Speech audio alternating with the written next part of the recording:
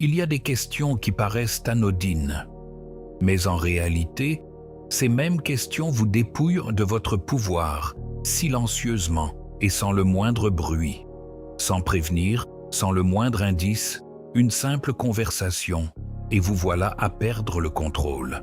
Ce ne sont pas les questions qui vous font peur qui sont dangereuses, ce sont celles qui semblent empreintes de confiance, d'amitié, de bienveillance, et auxquelles vous répondez machinalement. Vous réalisez plus tard qu'on vous a extorqué quelque chose que vous ne vouliez pas donner. Cela se produit depuis des siècles. Niccolò Machiavelli a observé que les hommes ne sont pas vaincus par l'épée, mais par les mots. Une seule mauvaise réponse et la partie est finie. Il a également remarqué autre chose. Les hommes ne sont pas vaincus par la force, mais en donnant la bonne réponse à la mauvaise personne, au bon moment, parce qu'ils pensaient être en sécurité. Rien n'a changé aujourd'hui. Seule la façon de poser les questions a évolué. Le jeu reste le même. Je vais vous présenter 5 questions de ce genre, qu'on vous pose tous les jours. Et la dernière est à la base des 4 autres.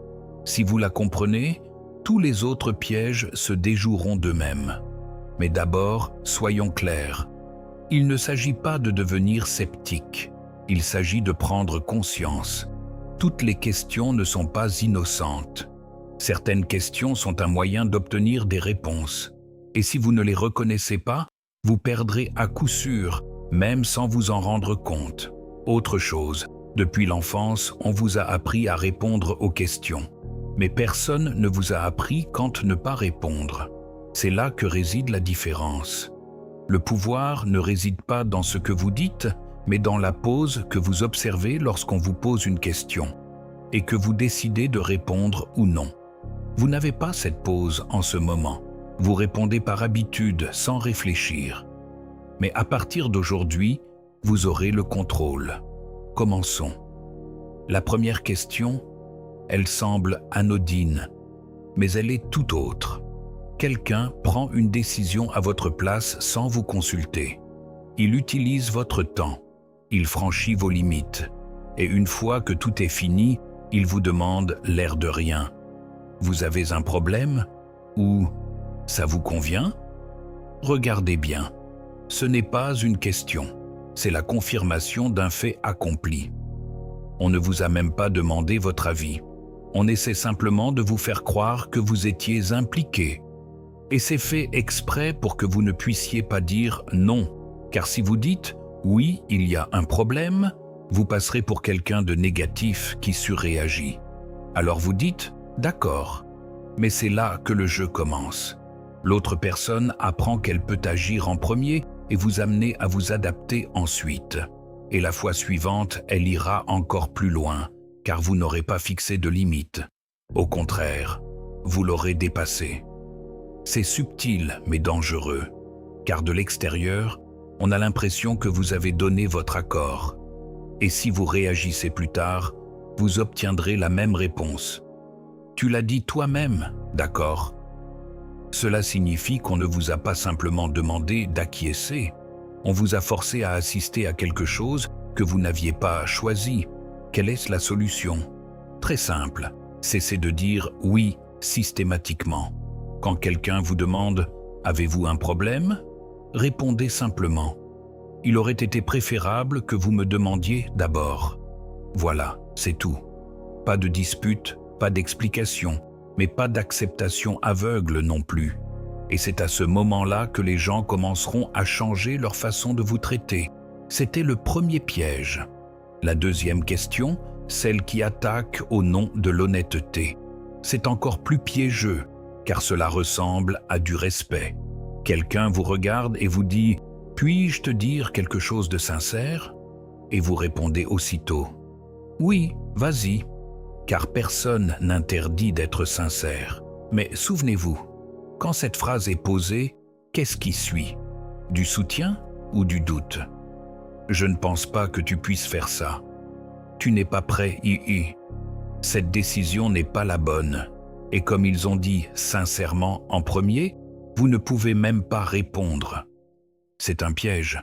Ils ne disent pas la vérité. Ils expriment leurs propres pensées. mais on les rend acceptables en les qualifiant de honnêtes. Ceux qui sont vraiment avec vous n'ont pas besoin de permission. Ils le disent directement. Ceux qui demandent la permission savent que ce qu'ils vont dire sera lourd de sens. Ils cherchent donc d'abord à se faire protéger. Que faire maintenant? Quand quelqu'un vous demande « Dois-je dire la vérité ?» Répondez « Parlez, je déciderai de ce que je veux accepter. » Et voilà, leur pouvoir est anéanti, car maintenant, ils doivent attaquer sans protection. C'était le deuxième piège. Voici maintenant la troisième question, qui ne semble pas la plus dangereuse, mais qui, au contraire, vous donne l'impression d'être important. Et c'est là son piège. Quelqu'un vient vous voir avec un problème, un dilemme, une décision à prendre et vous demande « Que feriez-vous à ma place ?» Et que faites-vous? Vous réfléchissez profondément, vous analysez et vous donnez d'excellents conseils. Vous pensez aider. Mais que s'est-il réellement passé?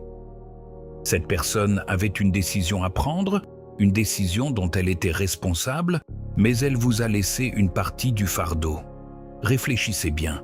S'il suit vos conseils et que tout se passe bien, à qui revient le mérite? À lui. Mais si quelque chose tourne mal, que se passe-t-il ensuite? C'est vous qui l'avez dit. Et c'est là le piège. Vous n'avez pas pris la décision, mais vous y avez contribué. Ah, vous n'avez pas pris les choses en main, mais vous avez commencé à en subir les conséquences. Et souvent, cette personne n'est pas vraiment impliquée. Elle sait déjà ce qu'elle a à faire. Elle veut simplement éviter d'être tenue responsable en cas de problème, et vous devenez, sans le vouloir, son bouc émissaire. C'est insidieux, mais cela vous transforme progressivement en porteur du fardeau des erreurs des autres. La solution est simple, ne répondez pas. Demandez plutôt « À quoi penses-tu » ou « Qu'est-ce qui te semble juste ?» La décision revient ainsi à son maître. Vous pouvez soutenir, vous pouvez guider, mais ne vous identifiez pas à la décision de quelqu'un d'autre. C'était le troisième piège.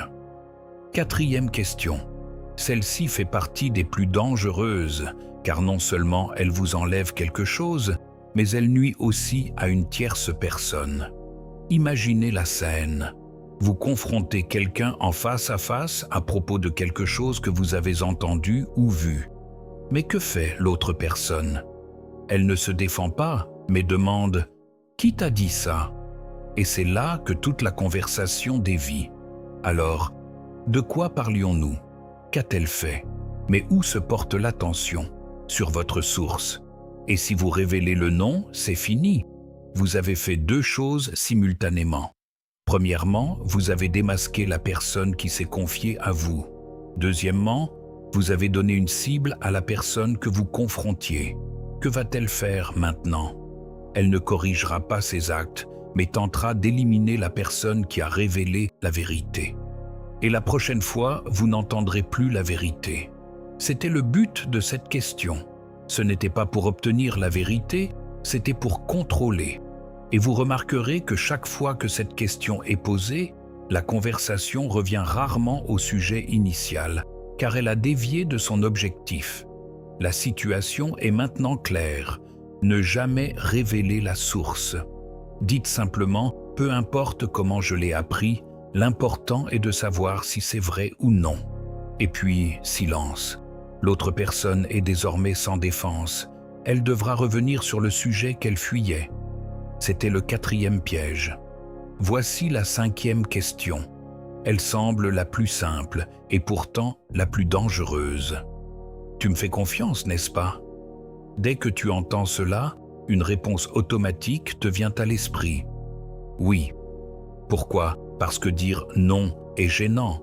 Alors tu réponds sans réfléchir? Oui. Et c'est la plus grosse erreur, car avec ce simple « oui », tu te retrouves lié. Comprenez bien, tu ne peux plus résister, te défendre ni reculer, car tu as accordé ta confiance. Ceux qui sont vraiment dignes de confiance n'ont pas besoin de poser de questions. Leur comportement parle de lui-même. Mais ceux qui posent des questions ont besoin de mots, car leurs actes sont faibles. Et dès que vous dites « oui », vous leur donnez carte blanche. Le même refrain, tu as dit que tu me faisais confiance, et vos propres paroles se retournent contre vous. Solution. Quand quelqu'un vous demande « tu me fais confiance, n'est-ce pas ?» Répondez « je juge les gens à leurs actes ». Voilà, c'est le contrôle ultime. Vous avez maintenant l'arme la plus puissante. Stop. Vous ne réagirez plus, vous choisirez. Et c'est ce qui vous distingue. N'oubliez jamais une chose, je maîtrise mes réponses.